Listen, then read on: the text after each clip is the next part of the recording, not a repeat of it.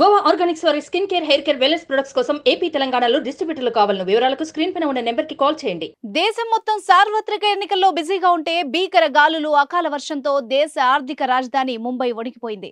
భారీ ఎత్తున వీచిన గాలుల వల్ల ఘట్కోపర్లోని పంతేనగర్లో ఓ హోర్డింగ్ కూలి 14 మంది నిండు ప్రాణాలు బలి తీసుకుంది.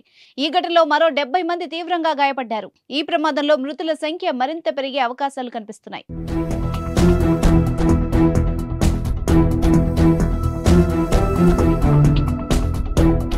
మహారాష్ట్ర ముంబైలోని పలు ప్రాంతాల్లో సోమవారం అకాల వర్షం, ఈదురుగాలు బీభత్సం సృష్టించాయి.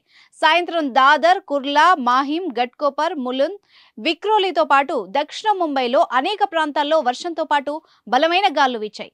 ఘట్కోపర్లో భారీగా వీచిన గాలికి ఓ భారీ హోర్డింగ్ ఒక్కసారిగా కూలిపోయి పక్కనే ఉన్న పెట్రోల్ బంకుపై పడింది. ఈ ఘటనలో 14 మంది మృతి చెందగా 70 మందికి పైగా గాయపడ్డారు. హోర్డింగ్ కింద అనేక మంది చిక్కుకుపోయారు. సమాచారం అందిన వెంటనే ఎన్డీఆర్ఎఫ్, అగ్నిమాపక బృందాలు ఘటనా స్థలికి చేరుకుని రెస్క్యూ ఆపరేషన్ చేపట్టాయి.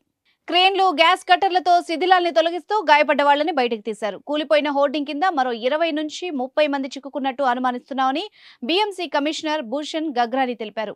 మహారాష్ట్ర సీఎం ఏక్నాథ్ షిండే ఘటనా స్థలానికి చేరుకుని సహాయక చర్యల్ని పర్యవేక్షించారు.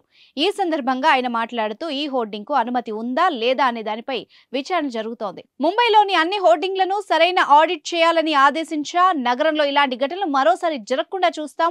ఎవరైనా ఈ కేసులో నిర్లక్ష్యం వహిస్తే వాళ్లపై కఠిన చర్యలు తీసుకుంటామంటూ వెల్లడించారాయన. ఈ ఘటనలో మృతుల సంఖ్య పెరిగే అవకాశం ఉన్నట్టు తెలుస్తోంది.